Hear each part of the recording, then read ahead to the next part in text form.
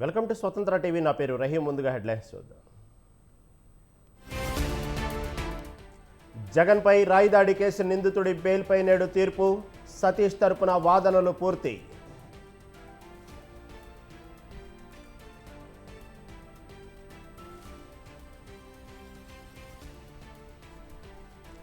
ఎన్టీఆర్ ఘాట్ వద్ద నందమూరి వారసుల నివాళి. ఎన్టీ రామారావు ఒక శక్తి అన్న బాలయ్య.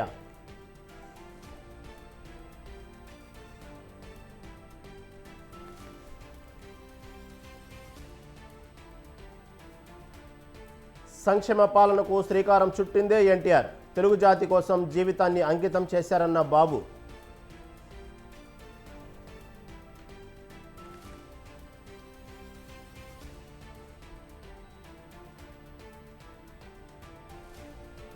అగ్నిబాండ్ రాకెట్ ప్రయోగం వాయిదా. సాంకేతిక లోపంతో శాస్త్రవేత్తల ప్రకటన.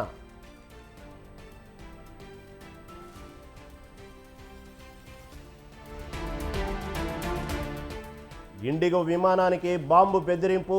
ఎమర్జెన్సీ విండో నుంచి ప్రయాణికులను దించిన సిబ్బంది.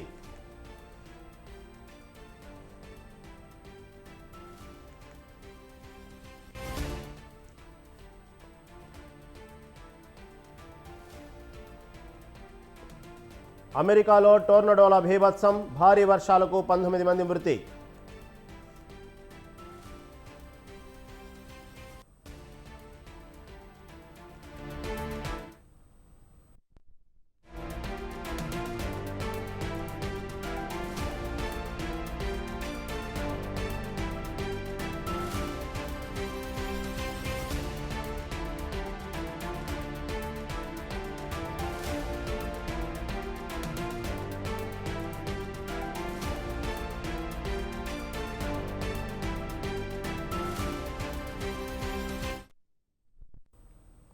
బ్రేకింగ్ న్యూస్ చూస్తున్నాం. ములుగు జిల్లా రాజుపేట కెనరా బ్యాంకులో భారీగా గోల్మాల్ జరిగిన సంగతి ఆలస్యంగా వెలుగు చూసింది.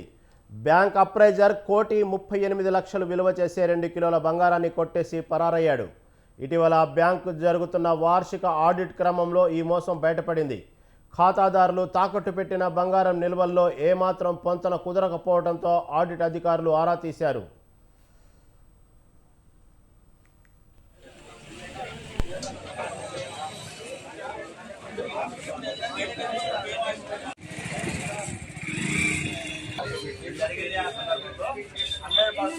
ఏదైతే బ్యాంకు గోల్డ్ రేట్ ఉందో దాన్ని కట్టిస్తారు.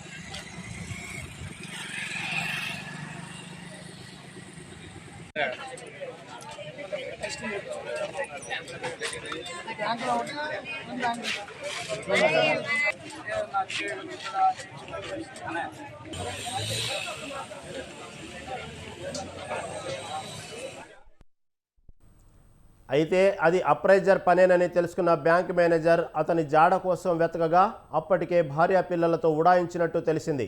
దీంతో పోలీసులకు ఫిర్యాదు చేశారు బ్యాంక్ అధికారులు. ఘటనపై కేసు నమోదు చేసుకున్న పోలీసులు దర్యాప్తు చేపట్టారు. ఇక బాధితులకు ఎలాంటి నష్టం వాటిల్లకుండా చూసుకుంటామని, ప్రస్తుతం ఉన్న ధర ప్రకారం డబ్బులు ఖాతాలో వేస్తామని భరోసా ఇవ్వడంతో ఖాతాదారులు ఊపిరి పీల్చుకున్నారు.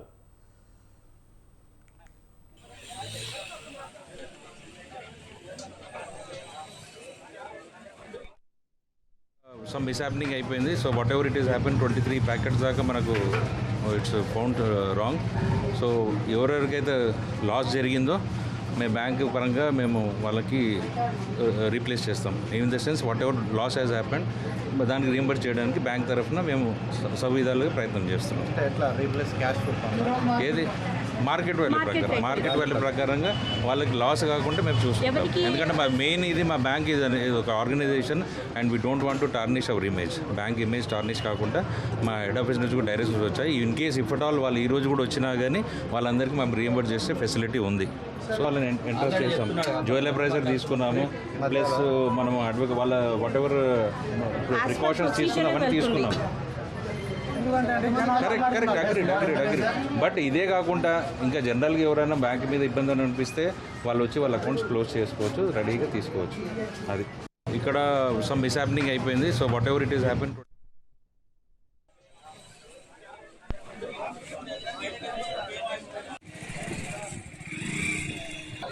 జరిగిన సందర్భంలో 100% ఏదైతే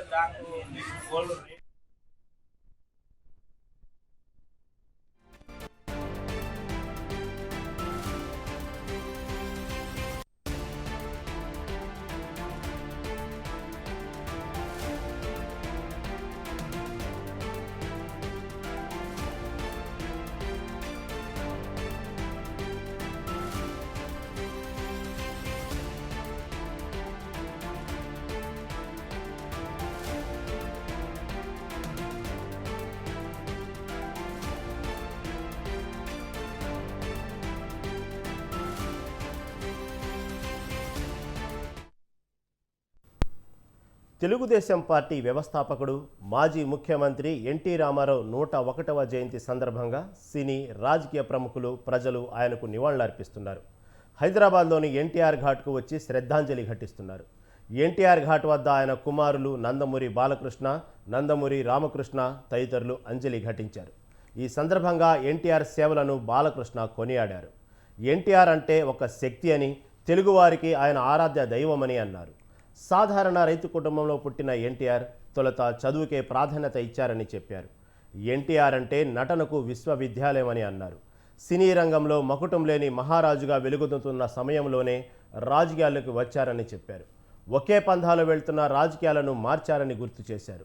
తెలుగు జాతి ఆత్మ గౌరవాన్ని చాటి చెప్పారని, ప్రజల్లో రాజకీయ చైతన్యం తీసుకొచ్చారని కొనియాడారు. ఎన్నో సంస్కరణలు తీసుకొచ్చి సంక్షేమం, అభివృద్ధి కార్యక్రమాలు చేపట్టారు. ఆయన పెట్టిన పథకాలని ఇప్పుడు అన్ని పార్టీలు అవలంబిస్తున్నాయని బాలకృష్ణ అన్నారు.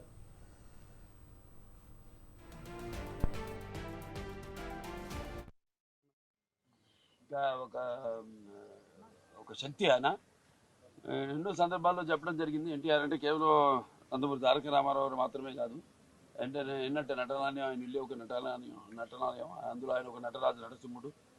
టీ అంటే తారామండలంలో తారక ధ్రువ తారకుడు, ఆర్ అంటే రాజర్షి రారాజు, రాజకీయ దురంధర యుగంధరుడు, రమణీయ రమ్య కమనీయ సౌమ్య గుణధాముడు. అలాగే ఆయన మొదటి నుంచి కూడా చూస్తే ఆయన ఈ జీవిత ప్రస్థానం ఒక మామూలు రైతు కుటుంబంలో పుట్టి, అలాగే ముందు అవకాశం వచ్చాడు కూడా కాదు అని ముందు చదువుకే ప్రాధాన్యత ఇచ్చి ఆయన చదువు పూర్తి చేసుకున్నాక మరి చలనచిత్ర ప్రవేశంలోకి అడుగు పెట్టడం జరిగింది. అదే ఇక ఆయన చలనచిత్ర రంగంలో ఆయన ప్రస్థానం గురించి చెప్పనవసరం లేదు. ఎన్టీఆర్ అంటే ఒక నటనకు నిర్వచనం, ఎన్టీఆర్ అంటే ఒక నవరసాలకు ఒక అలంకారం, ఎన్టీఆర్ అంటే నటనకు ఒక విశ్వవిద్యాలయం. ఉదయమే ఎన్టీఆర్ ఘాటుకు వెళ్లిన కళ్యాణ్ రామ్ జూనియర్ ఎన్టీఆర్ తన తాత ఘాట్ వద్ద అంజలి ఘటించారు. పూలమాల వేసి నివాళి అర్పించారు. ఈ సందర్భంగా తమతో తాతకు ఉన్న బంధాన్ని గుర్తు చేసుకుని ఎమోషనల్ అయ్యారు.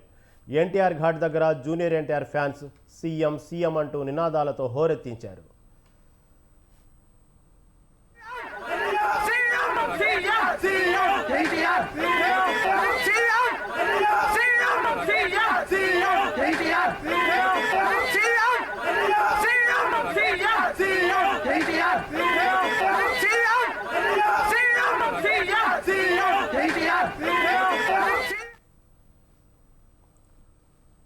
అనంతరం బీజేపీ ఏపీ అధ్యక్షురాలు ఎన్టీఆర్ కుమార్తె దగ్గుబాటి పురంధరేశ్వరి దంపతులు కూడా ఎన్టీఆర్ ఘాట్ వద్ద నివాళులర్పించారు.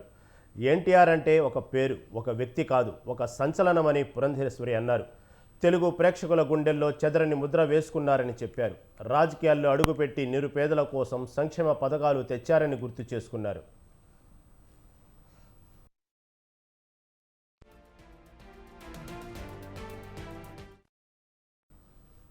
మరోవైపు ఎన్టీఆర్ జయంతి సందర్భంగా టీడీపీ అధినేత చంద్రబాబు నాయుడు ఎక్స్ వేదికగా ట్వీట్ చేశారు.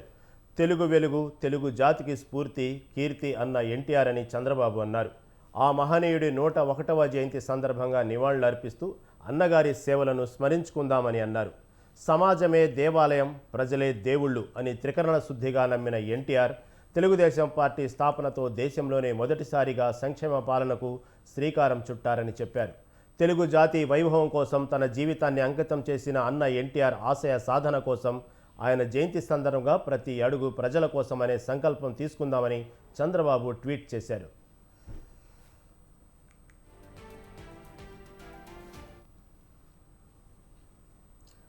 తెలుగువారి గుండె చప్పుడు ఎన్టీఆర్ అని మాజీ ఉపరాష్ట్రపతి వెంకయ్యనాయుడు కొనియాడారు.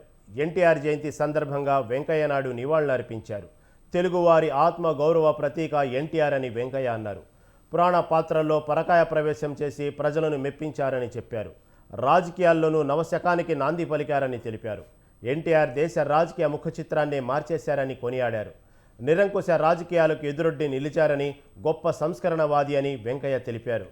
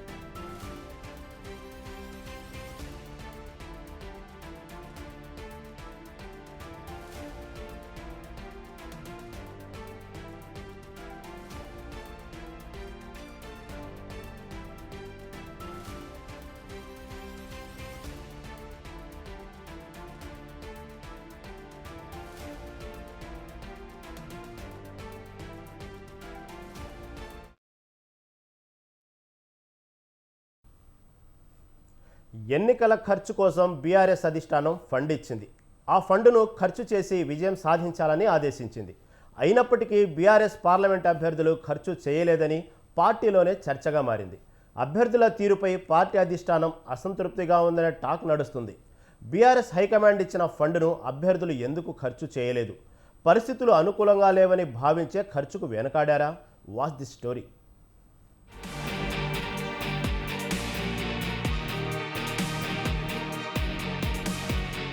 లోక్సభ ఎన్నికలను బీఆర్ఎస్ ప్రతిష్టాత్మకంగా తీసుకుంది.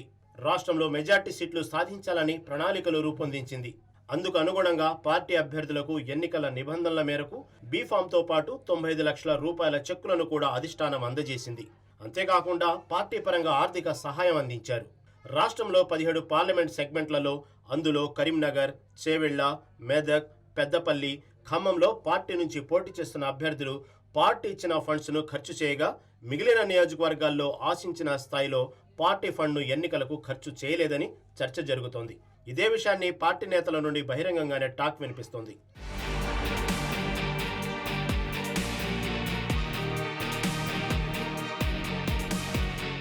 రాష్ట్రంలో కాంగ్రెస్ అధికారంలో ఉండటం, మరోవైపు దేశంలో బీజేపీ అధికారంలో ఉండటంతో బీఆర్ఎస్ పార్లమెంట్ అభ్యర్థులు ఎన్నికల్లో పార్టీ ఫండును కూడా ఖర్చు చేయలేదనే ప్రచారం జోరుగా సాగుతుంది. ఎన్నికల్లో ఖర్చు చేసినా గెలిచే పరిస్థితి లేకపోవడంతోనే ఖర్చుకు వెనకాడినట్లుగా తెలుస్తోంది. ప్రచారంలో పాల్గొన్న నాయకులకు, క్యాడర్కు సైతం కనీస సదుపాయాలు కల్పించకపోవడంతో కొంతమంది నేతలు అసంతృప్తితో ఉన్నారు. అభ్యర్థుల వ్యవహార శైలితో బీఆర్ఎస్ ఓట్లు ఇతర పార్టీలకు బదిలీ అయ్యాయనే ప్రచారం జరుగుతోంది. బీజేపీకి గ్రామీణ ప్రాంతాల్లో పెద్దగా బలం లేకపోయినప్పటికీ డబుల్ డిజిట్ సాధిస్తామని ఆ పార్టీ నేతలు ధీమాగా ఉండటానికి ప్రధాన కారణం బీఆర్ఎస్ ఓట్లు తమకు బదిలీ అవుతాయని.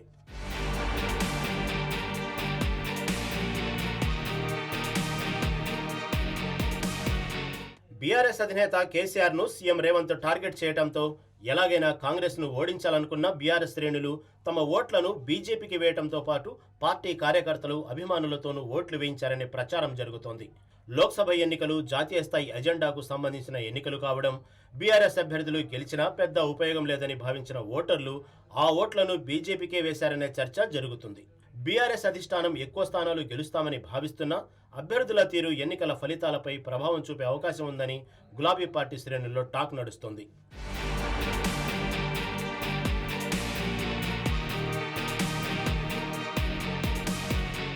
బీఆర్ఎస్ పార్టీ నుండి పోటీ చేసిన అభ్యర్థుల తీరుపై పార్టీ అధిష్టానం అసంతృప్తిగా ఉన్నట్లు తెలుస్తోంది.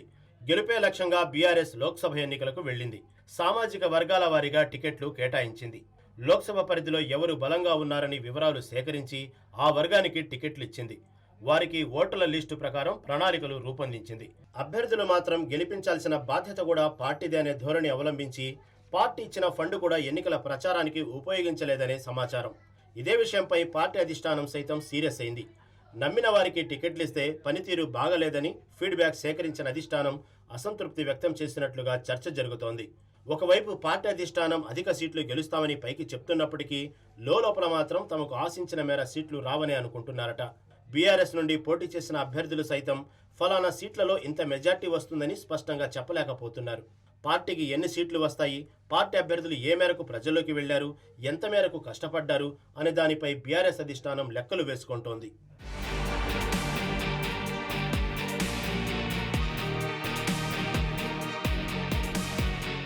పార్లమెంట్ ఎన్నికల్లో అత్యధిక స్థానాలు సాధించి కేంద్రంలో కీలక పాత్ర పోషిస్తామని కేసీఆర్ అంటుండగా, మరోవైపు ఓటింగ్ సరళి అభ్యర్థుల పెర్ఫార్మెన్స్ను బట్టి బీఆర్ఎస్ పార్టీకి ఎన్ని స్థానాలు వస్తాయో చూడాలి.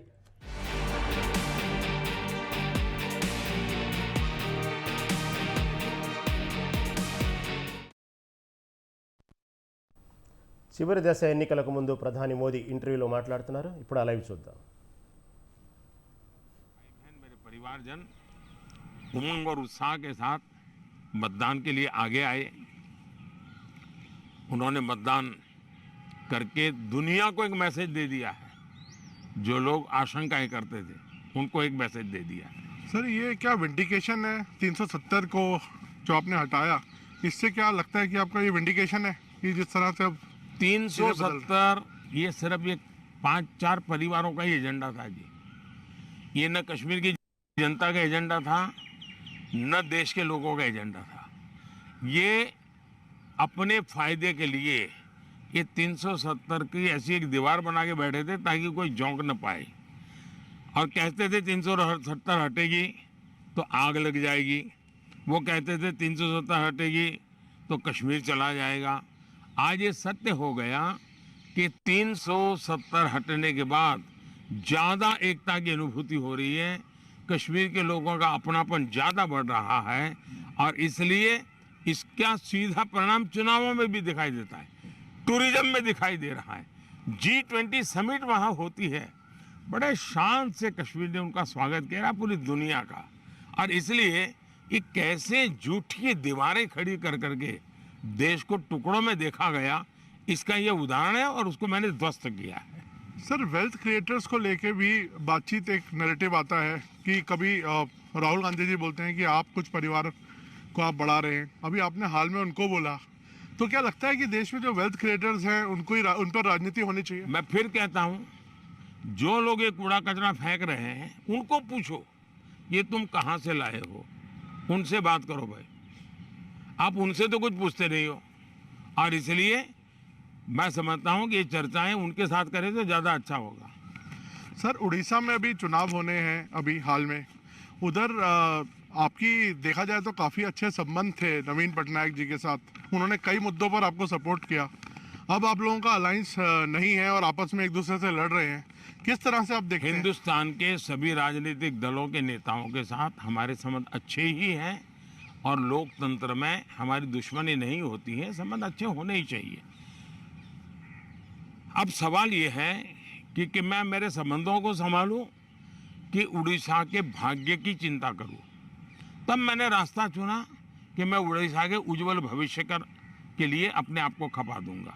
उसके लिए मेरे संबंधों को मुझे अगर बलि चढ़ाना पड़ेगा तो मैं उड़ीसा की भलाई के लिए बलि चढ़ाऊंगा, और चुनाव के बाद मैं कन्विंस करूंगा हर एक को कि भाई मुझे किसी की दुश्मनी नहीं है, लेकिन 25 साल से उड़ीसा में प्रगति नहीं हो, और सबसे बड़ी चिंता ऐसी है कि कुछ एक ऐसी टोली है जिसने पूरे उड़ीसा की व्यवस्था को कब्जा कर लिया है। ऐसा लगता है पूरी व्यवस्था को बंधक बना दिया है, और जब इतना बंधक बना दिया है तो बहुत स्वाभाविक है कि उड़ीसा अगर उस बंधनों से बाहर आएगा तो उड़ीसा खिलेगा।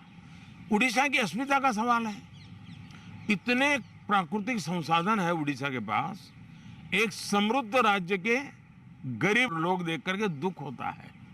हिंदुस्तान के समृद्ध राज्यों में उड़ीसा है, इतनी प्राकृतिक संपदा है, और हिंदुस्तान के गरीब लोगों के राज्य में भी उड़ीसा है, तो इसके लिए सरकार जिम्मेवार है, और इसलिए उड़ीसा के लोगों का उनका हक मिलना चाहिए, उड़ीसा को उसकी अस्मिता मिलनी चाहिए। उड़ीसा का भाग्य बदलने वाला है, सरकार बदल रही है। मैंने कहा है कि उड़ीसा की वर्तमान सरकार की एक्सपायरी डेट 4 जून है, और 10 जून को बीजेपी का मुख्यमंत्री उड़ीसा में शपथ लेगा। मोदी जी, बंगाल में भी ताबड़तोड़ एक टक्कर की लड़ाई चल रही है, आपके भी बहुत कैंपेनिंग वहाँ पे आपने की है, और अभी आप शायद फिर जाने वाले हैं बंगाल। क्या लगता है आपके प्रोस्पेक्ट्स कैसे रहेंगे बंगाल में? एक तो मुझे लगता है कि एनआईए के जो फुट सोल्जर्स हैं, एक बार उनको वेरीफाई कर देना चाहिए कि वो कहाँ से रिपोर्टिंग आपको भेजते हैं। बंगाल के चुनाव में टीएमसी पार्टी अस्तित्व की लड़ाई लड़ रही है। आपने देखा होगा पिछले असेंबली के चुनाव में हम 3 थे, 3 में से बंगाल की जनता ने हमें 80 पर पहुंचा दिया। हमें लोकसभा के अंदर भारी बहुमत पिछले चुनाव में मिला था।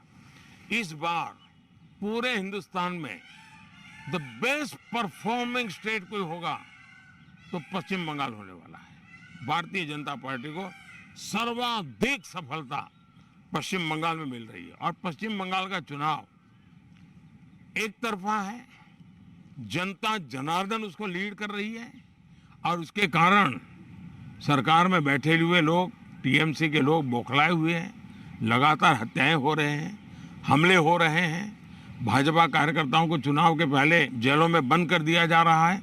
इस सारे जुल्मों के बावजूद भी मतदान भी जनता ज़्यादा कर रही है और वोट भी ज़्यादा हो रहा है। मोदी जी, आपके हिसाब से तो लगभग अब आपका तय है आना, और सबको लगता है ऐसा, ज़्यादातर लोग आपको प्रेडिक्ट कर रहे हैं कि आप वापस आ रहे हैं। तो मोदी 3.0 में ये देश क्या उम्मीदें रखे आपसे, क्या आपकी प्रायोरिटीज होंगी? विकसित भारत, 1 पॉइंट एजेंडा, विकसित भारत। चलिए, बहुत बहुत धन्यवाद भैया, नमस्कार।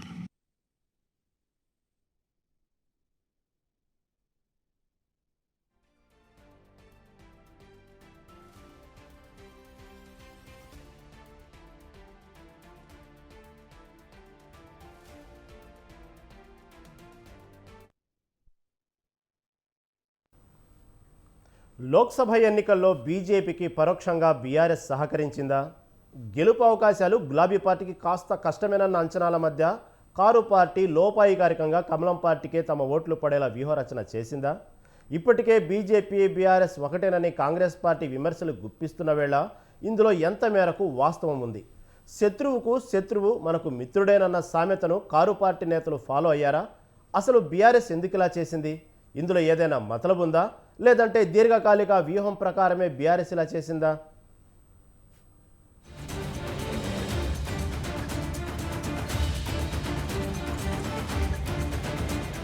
తెలంగాణలో అసెంబ్లీ ఎన్నికలు కావచ్చు, లేదంటే లోక్సభ ఎన్నికలు కావచ్చు, ఎలక్షన్ ఏదైనా కామన్గా వినిపించే మాట బీజేపీ బీఆర్ఎస్ ఒకటేనని. ఈ మేరకు కాంగ్రెస్ పార్టీ అగ్రనేతలు మొదలు చిన్న స్థాయి నాయకుడి వరకు ఎవరి నోట విన్నా ఇదే మాట. పైకి విమర్శలు గుప్పించిన లోలోన బీజేపీ బీఆర్ఎస్ నేతలు ఒకటేనని ఎన్నో ఆరోపణలు గుప్పించారు హస్తం నాయకులు. అయితే అటు బీజేపీ నేతలు, ఇటు బీఆర్ఎస్ లీడర్లు ఈ ప్రచారాన్ని గట్టిగానే తిప్పికొట్టారు. ఈ క్రమంలోనే ఢిల్లీ లిక్కర్ స్కామ్లో బీఆర్ఎస్ ఎమ్మెల్సీ కవిత కూడా అరెస్టు కావడంతో బీజేపీ బీఆర్ఎస్ రెండు ఉప్పు నిప్పు మాదిరిగానే ఉంటాయన్న విషయాన్ని ఇరు పార్టీల నేతలు ప్రస్తావించారు.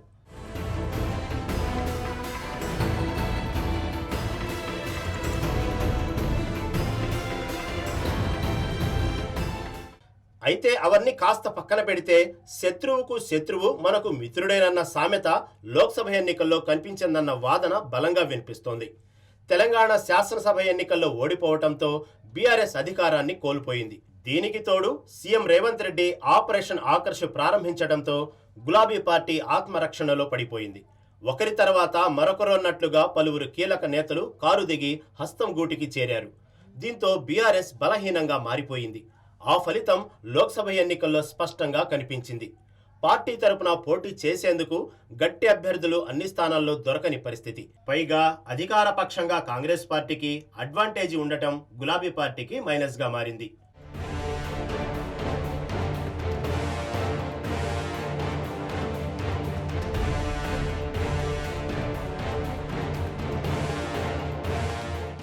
ఇలాంటి పరిస్థితుల్లో శత్రువుకు శత్రువు మనకు మిత్రుడేనన్న సామెతను కారు పార్టీ ఫాలో అయినట్లే కనిపిస్తుంది. పైకి లోక్సభ ఎన్నికల్లో గెలుపు మాదేనని బీఆర్ఎస్ నేతలు చెబుతున్నా క్షేత్రస్థాయిలో ఆ పార్టీకి పరిస్థితులు ఏమంతా అనుకూలంగా లేవన్న మాట వినిపిస్తోంది. ఇప్పటికే వివిధ రకాల సర్వేల్లో పలు నివేదికలు గులాబీ బాస్ చేతికి సైతం చేరినట్లు ప్రచారం సాగుతోంది. దీంతో ఎన్నికలకు ముందుగానే ఆ విషయాన్ని గమనించి తమ ఓట్లు వ్యూహాత్మకంగా బీజేపీకి దఖలు పడేలా అంతర్గతంగా కారు పార్టీ నేతలు పావులు కదిపారన్న ప్రచారం సాగుతోంది. తాము ఎలాగూ విజయం సాధించే పరిస్థితులు లేకపోవడంతో బీజేపీకి ఓట్లు పడేలా చేస్తే భవిష్యత్తులో కమలంతో లోపాయికారిగా ఉపయోగం ఉంటుందన్న ఆలోచన బీఆర్ఎస్ అగ్రనేతలు చేసినట్లు రాజకీయ వర్గాల్లో ప్రచారం సాగుతోంది.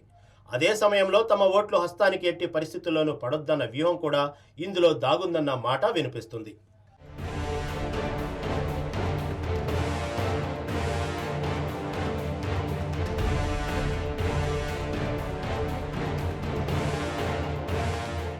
అయితే ఈ లోపాయికారి మేళ్ల వల్ల ఎప్పటిదాకో కాదు, త్వరలోనే స్థానిక సంస్థల ఎన్నికల్లోనే లాభపడాలని కారు పార్టీ యోచిస్తున్నట్లు సమాచారం. త్వరలోనే తెలంగాణలో సర్పంచులు, ఎంపీటీసీలు, జెడ్పీటీసీ ఎన్నికలు జరగనున్నాయి. ఇప్పటికే ఇందుకు సంబంధించిన ఏర్పాట్లు మొదలయ్యాయి. దీంతో పంచాయతీ ఎన్నికల్లో విజయం సాధించడం ద్వారా క్షేత్రస్థాయిలో పట్టు నిలుపుకోవచ్చని భావిస్తుంది గులాబీ పార్టీ. అయితే గ్రామాల్లో బీజేపీకి పెద్దగా కేడర్ లేకపోవడంతో వారి ఓట్లు గులాబీ పార్టీకి దఖలు పడేలా వారితో లోపాయికారిగా ఓ అవగాహనకు రావచ్చని భావిస్తున్నట్లు సమాచారం. పైగా పార్లమెంట్ ఎన్నికల్లో సహకరించడం ద్వారా రాబోయే రోజుల్లో వారి నుంచి తగినంత సహకారం అందుతుందన్న అంచనాకు కారు పార్టీ నేతలు వచ్చారన్న ప్రచారం సాగుతోంది.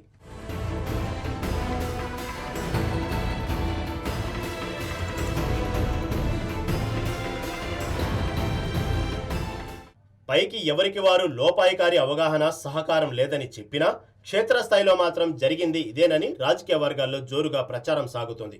మరి రాబోయే రోజుల్లో ఏం జరగబోతుంది అన్నది తెలియాలంటే స్థానిక సంస్థల ఎన్నికల వరకు ఆగాల్సిందే.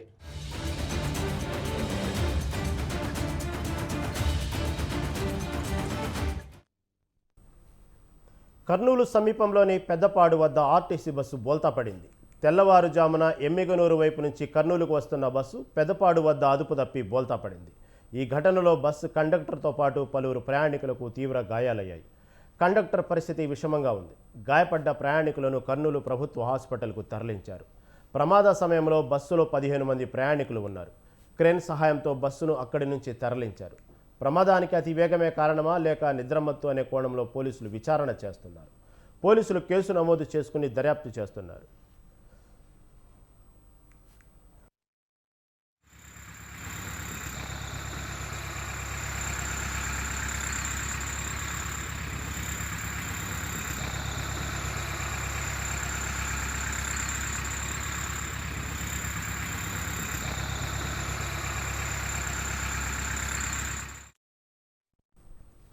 ఏపీలో ఎన్నికలు పూర్తయి కౌంటింగ్కు సమయం దగ్గర పడటంతో అధికారులు ఏర్పాట్లు మునిగిపోయారు. ఓట్ల లెక్కింపు నాడు అవాంఛనీయ ఘటనలు చోటు చేసుకోకుండా ఉండేందుకు ముందస్తు చర్యలు తీసుకుంటున్నారు. ఒకవేళ అవే పరిస్థితులు సవాళ్లు ఎదురైతే ఎలా అధిగమించాలన్న దానిపై ఫోకస్ పెట్టారు. ఈ సందర్భంగానే నంద్యాల జిల్లాలో మాక్ డ్రిల్ నిర్వహించామన్నారు నంద్యాల జిల్లా ఎస్పీ. ఎన్నికల కౌంటింగ్ పూర్తి అయ్యేంత వరకు ఆంక్షలు అమలులో ఉంటాయని, నిబంధనలు పట్టించుకోకుండా ఎవరైనా చట్టాన్ని అతిక్రమించి హింసాత్మక చర్యలు పాల్పడితే ఎలాంటి చర్యలు తీసుకుంటారో జిల్లా ప్రజలకు తెలిపేందుకు జనగామపల్లె నియోజకవర్గంలో మాక్ డ్రిల్ ఏర్పాటు చేసినట్టు తెలిపారు.